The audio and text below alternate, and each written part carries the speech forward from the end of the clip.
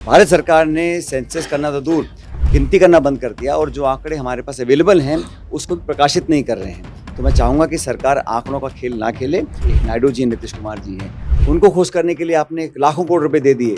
अरे ये नाम बदलने में माहिर है। गाय के नाम पर तो सिर्फ वोट ही लेते हैं ना। गाय को अनुदान कितना दिया है, खर्चा कितना किया है, उसके आंकड़े दीजिएगा। आंकड़े देने नहीं, भाषण देना है। गाय के नाम पर, भगवान नाम के नाम पर सिर्फ वोट बटोरने का काम है। अब तो उल्टी गिनती चालू हो चुकी है 29 की, लोकसभा की बता रहा हूँ। इंडिया अलायंस का गठबंधन पहले मजबूत था, आज भी मजबूत। हर चुनाव एक चुनौती होती है। जल जीवन मिशन काम ठप पड़ा है, ग्रामीण क्षेत्र में विकास के काम ठप पड़े हैं, वित्तीय संकट पैदा हो रखा है। भारतीय जनता पार्टी को अपनी चिंता करनी चाहिए। लोग मन बना चुके हैं और आईना दिखाने का काम करें। मुझे खुशी है कि आज राजेश जी, इनके साथियों ने एक फिटनेस सेंटर यहाँ पर खोला है जयपुर के लिए और बड़ा एडवांस और आधुनिक यहाँ पे इक्विपमेंट लगाए हैं। मैं उम्मीद करता हूँ कि बहुत सारे लोग इसका फ़ायदा लेंगे और हर वॉक ऑफ लाइफ में अपनी सेहत का, अपनी हेल्थ का ख्याल रखना बहुत ज़रूरी है और ये उस दिशा में बहुत लाभदायक साबित होगा, मैं ऐसा विश्वास करता हूँ। सेंट्रल गवर्नमेंट जो सेंसस 2021 में होनी थी उसको अब 2025 में कंडक्ट कराने जा रही है और सरकार का कहना है कि अब हर 10 साल का साइकिल 2035-45 इस तरीके से चलेगा। सरकार की मंशा हमेशा आंकड़ों को दबाने की है। इस सरकार ने लगातार सारे आंकड़ों को जनता के सामने प्रस्तुत नहीं किया है, चाहे वो बेरोजगारी के आंकड़े हों, चाहे भुखमरी के आंकड़े हों, गरीबी रेखा के आंकड़े हों। अपना प्रचार करने के लिए नारे देते हैं, लेकिन जो एनएसएसओ के आंकड़े हैं या जो भारत सरकार के जो स्टैटिस्टिक्स डिपार्टमेंट के आंकड़े हैं वो अभी तक सामने नहीं आए हैं। सेंसस को उन्होंने जानबूझ के पोस्टपोन किया है कोविड का बहाना देकर, लेकिन मुझे लगता है कि सरकार को बहुत जल्द, हमारी पार्टी हमेशा बोलती है कि हमने सेंसस करना चाहिए, कास्ट सेंसस करना चाहिए, लेकिन भारत सरकार ने सेंसस करना तो दूर, गिनती करना बंद कर दिया और जो आंकड़े हमारे पास अवेलेबल हैं उसको भी प्रकाशित नहीं कर रहे हैं। तो मैं चाहूँगा कि सरकार आंकड़ों का खेल ना खेले और जनता के सामने वास्तविक स्थिति प्रकट करने के लिए आंकड़ों का चयन ढंग से करे। और सेंसस करना आज से नहीं हो रहा है, ये दशकों से हर 10 साल में होता था। जानबूझ के इसमें विलम्ब किया गया है और कहीं ना कहीं सरकार नाकामी छुपाने के लिए बेस्ट तरीका है, आप आंकड़े छुपाइएगा और भाषण दीजिएगा।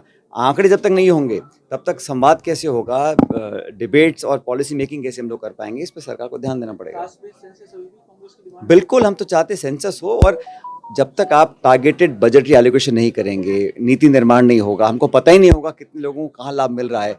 आप बस अपनी पॉलिटिकल सुविधा को देखकर अगर बजट पेश करेंगे, उसका लाभ नहीं मिलता है। तो एक टारगेटेड इंटरवेंशन के लिए कास्ट सेंसस बहुत ज़रूरी है और जब तक हमें मालूम ही नहीं पड़ेगा कितने लोग लाभ उठा चुके हैं, कितने लोग वंचित रह गए हैं, उसका चयन सिर्फ आंकड़ों के आधार पर हो सकता है।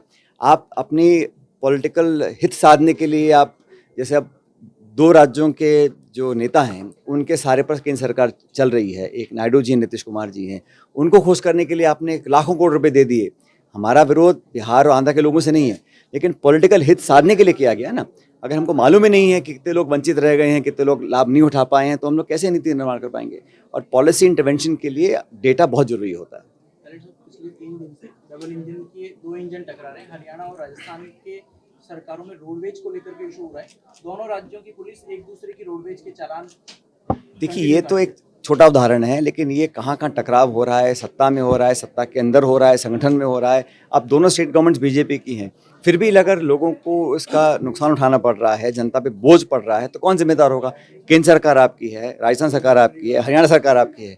अब किसको दोष देंगे आप, अगर आपस में समन्वय नहीं है। और सिर्फ एक रोडवेज की बात नहीं है, अनेक ऐसे इश्यूज है जहाँ पर स्टेट गवर्नमेंट्स का आपस में तालमेल नहीं है, वाटर शेयरिंग पर नहीं है।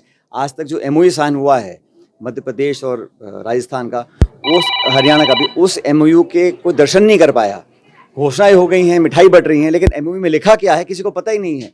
जब सरकारें आपकी हैं तो फिर छुपाने में क्या, किससे, लोगों से आप क्यों इस हकीकत को छुपाना चाहते हैं, ये जवाब नहीं दे पाएगी सरकार। अरे ये नाम बदलने में माहिर हैं।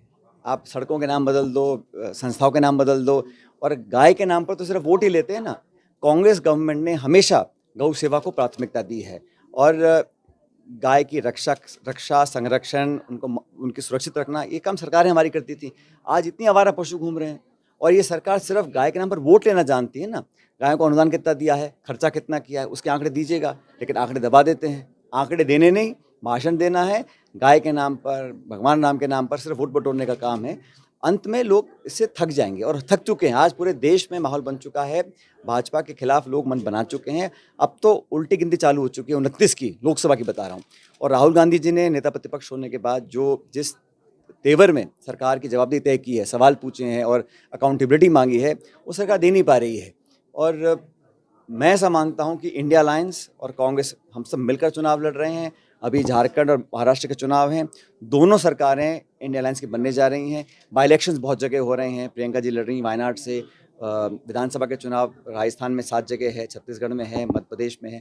हर जगह कांग्रेस बहुत मजबूत स्थिति में है और हम अच्छे बहुमत के साथ सब चुनाव जीतेंगे। गठबंधन नहीं कर रहे थे राजस्थान में, आपने पहले गठबंधन किया। इलेक्शन का असर पड़ेगा, कुछ कह रहे हैं हरियाणा इलेक्शन का रिजल्ट नहीं पड़ेगा। अब वो इलेक्शन हो गया, उस पर भी बहुत सारे सवाल उठ रहे हैं, मैं उसमें नहीं जाना चाहता हूँ। लेकिन हकीकत ये है कि 10 साल के सरकार भाजपा के लोग देख चुके थे, बदलाव चाहते थे। किसी कारणवश हम बहुमत तक नहीं पहुँच सके हैं, उसके अनेकों कारण हैं। जो हमारे हारे हुए कैंडिडेट्स हैं, जो चुनाव लड़े थे, उन्होंने पिटीशन दायर की है, वो कचहरी भी जा रहे हैं, इलेक्शन कमीशन भी जा रहे हैं, वो अलग प्रक्रिया है। लेकिन इसका ये मानना नहीं है कि लोग भाजपा से थक नहीं चुके हैं, क्योंकि लंबा समय भाजपा को गवर्न करने का दिया है दिल्ली में और राज्यों के अंदर। और मुझे लगा है लोग अपना मन बना चुके हैं कि कांग्रेस के साथ खड़ा रहना है। जहाँ तक इंडिया अलायंस की बात है, इंडिया अलायंस का गठबंधन पहले मजबूत था, आज भी मजबूत है। सीट शेयरिंग में हम आपसी समझौता करके आगे बढ़ते हैं, चाहे महाराष्ट्र हो चाहे यूपी हो। यहाँ पर हमने सपा को सपोर्ट किया उत्तर प्रदेश में, महाराष्ट्र में हम लोग चुनाव लड़ रहे हैं, बाकी लोग साथ आ रहे हैं और सब लोग बात करके चर्चा करके तब आगे बढ़ते हैं। हमारा उद्देश्य ये है कि भाजपा एनडीए को हराना, उसके लिए हम सब मिलकर काम करेंगे। 40 लोगों की स्टार प्रचारकों की टीम है आपकी, क्या मुद्दे रहेंगे उपचुनाव में राजस्थान में, क्योंकि आपकी व्यवस्था गहलोत साहब की और आपकी दोनों की महाराष्ट्र में बढ़ गई है, कैसे मैनेज करेंगे? मैं कल मराठवाड़ा जा रहा हूँ दौरे पर, लेकिन जहाँ जहाँ भी चुनाव हो रहे हैं पूरा नेतृत्व हमारी पार्टी का, चाहे वो राष्ट्रीय नेतृत्व हो या प्रदेश का हो, हम सब मिलकर कैंपेन करेंगे। हमारे सातों जगह हमारे उम्मीदवार मजबूत हैं, हम चुनाव जीतेंगे। निश्चित रूप से हर चुनाव एक चुनौती होती है, लेकिन ये सरकार के लिए चुनौती है, क्योंकि 1 साल सरकार को हो गया और इतनी जल्दी जनता का मोह भंग हो जाए, ये पहली बार देखा है। 1 साल पूरा हुआ नहीं है, जल जीवन मिशन काम ठप पड़ा है, ग्रामीण क्षेत्र में विकास के काम ठप पड़े हैं, वित्तीय संकट पैदा हो रखा है, सरकार में प्रशासन यहाँ खींच रहा है, बाबू वहाँ खींच रहे हैं, नेता वहाँ खींच रहे हैं, संगठन कुछ बोल रहा है, सरकार कुछ बोल रही है। इतने सारे सत्ता के केंद्र बन चुके हैं कि उसमें लोग पिस रहे हैं और उसका नुकसान लोगों को हो रहा है। इस बात पर सब लोग ध्यान देंगे। बाई इलेक्शंस हम लोग लड़ रहे हैं, मजबूती से लड़ रहे हैं और हर जगह चुनाव कांग्रेस पार्टी जीतेगी। अब चुनाव का नामांकन कल खत्म हुए हैं, भारतीय जनता पार्टी को अपनी चिंता करनी चाहिए और जो भाजपा ने अब तक का शासन दिया है उस पर चर्चा करनी चाहिए और आंकड़ों के साथ करनी चाहिए। कांग्रेस सरकार ने कितना काम किया नहीं किया उसका विवरण दें और अपने साल भर की हम बताएं। 14 लाख करोड़ का एमओयू साइन कर रखा है, एक एमओयू 3-3 बार साइन कर रहे हैं, धरातल पर कितने उतरेंगे? ये काम वसुंधरा जी ने भी किया था पहले। लेकिन भाजपा की सरकार की गवर्नेंस टेस्ट पर रहेगी, लोग मन बना चुके हैं और आईना दिखाने का काम करेंगे। मैंने कहा ना, 7 सीटें कांग्रेस पार्टी जीतेगी और हमारे जितने भी साथी अगर इस भ्रम में हैं कि भारतीय जनता पार्टी अपने गवर्नेंस के दाम पर जीत सकती है, तो उनको गलतफहमी है। कांग्रेस पार्टी 7 सीट जीतेगी।